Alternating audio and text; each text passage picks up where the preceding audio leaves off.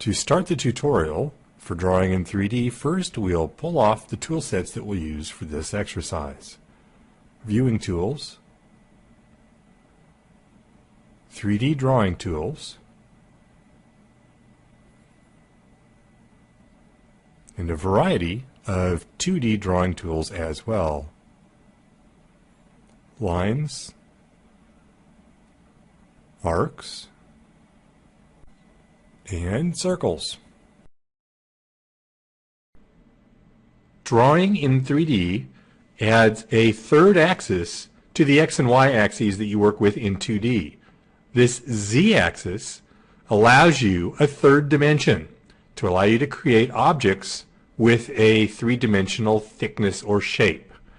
These shapes can be put together and create either simple or complex objects, which we call models. Looking at the top view, this looks straight down at the X and Y axis.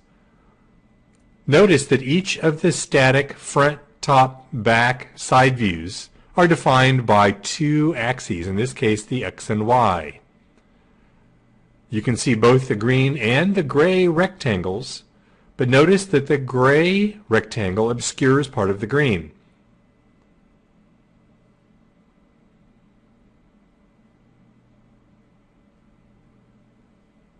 Other views, like the front,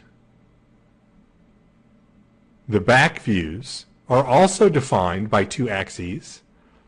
The front view by the X and the Z axis. The back view also by the X and Z axis. However, the difference is much like looking at the back of the house or the front of the house. And similarly with the left and the right view, the left view defined by the Y and the Z axis as well as the right view.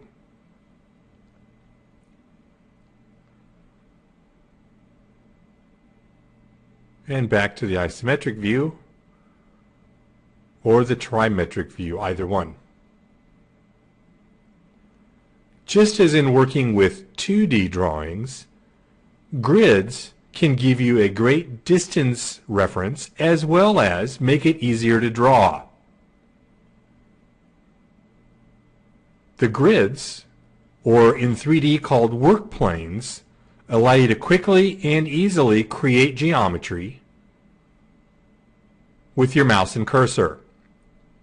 Setting the work plane on the top view, you'll notice that you're actually snapping to this reference grid called the work plane in 3D. We'll change the work plane to side. Notice, by default, the work plane is drawn through the origin, or 0, 0. When I draw my cylinder now, it's drawn perpendicular to the work plane. But remember, the work plane allows you to pick points against it to define whatever geometry you'd like. Now we'll set it for front. And again, in this case, we can simply pick a point and draw out perpendicular to that point. Now in this case, we've actually picked a point on an object, the end point of that red L.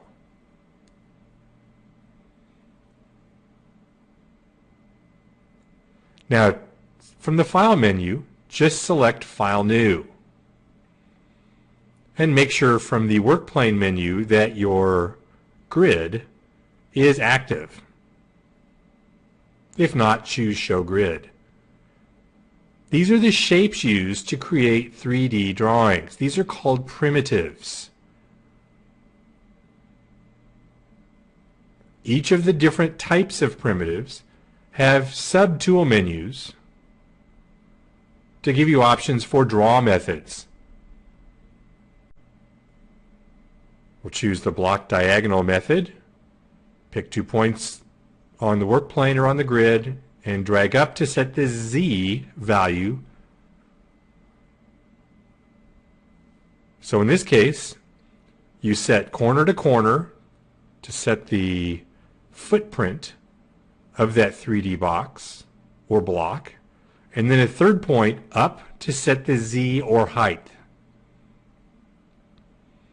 Now the cylinders, notice there's also methods for drawing the cylinders.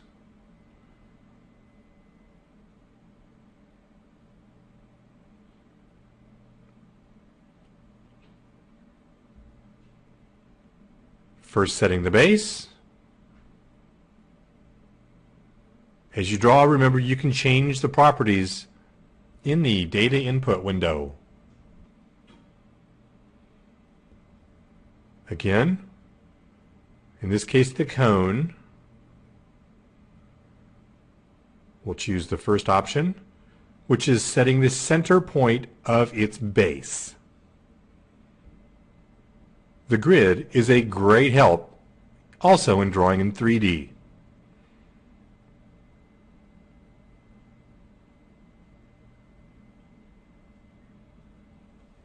Prism.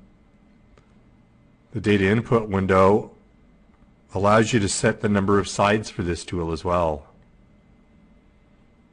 You can select one of the primitives, go to the inspector, and change its color. You can also change the color before you draw, and then the subsequent items after that are drawn will be drawn in that color.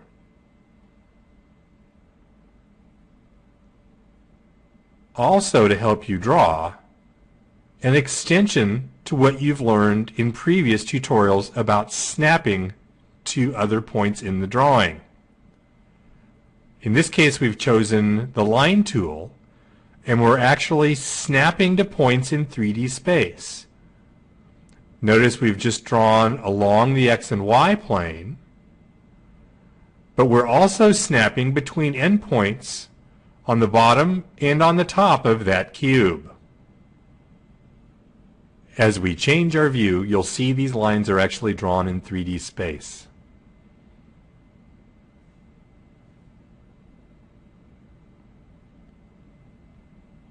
This also means that you can edit in 3D.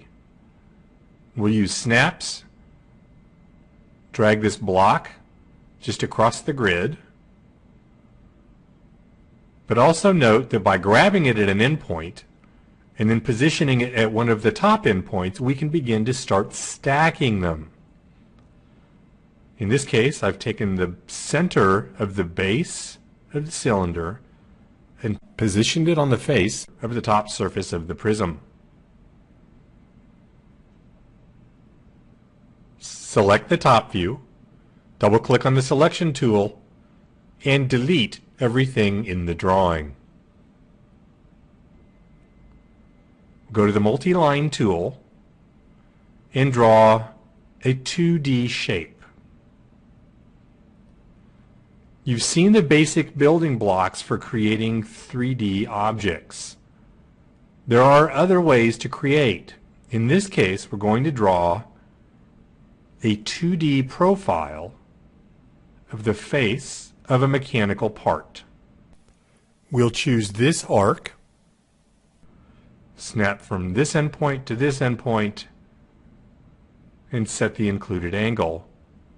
And from the circle tools, this tool allows us to set the center and side point. So we'll snap to the center of the arc and draw in a circle. We'll go back to the trimetric view. We'll select everything. And now we'll find the Extrude Solid tool. Now we already have a selection, so it will use that for the extrusion. The prompt says pick 2 points for the extrusion direction and length. Pick a point at the end point and another point up along the Z-axis. We drew a simple 2D profile, selected it, and then extruded it to create this 3D part.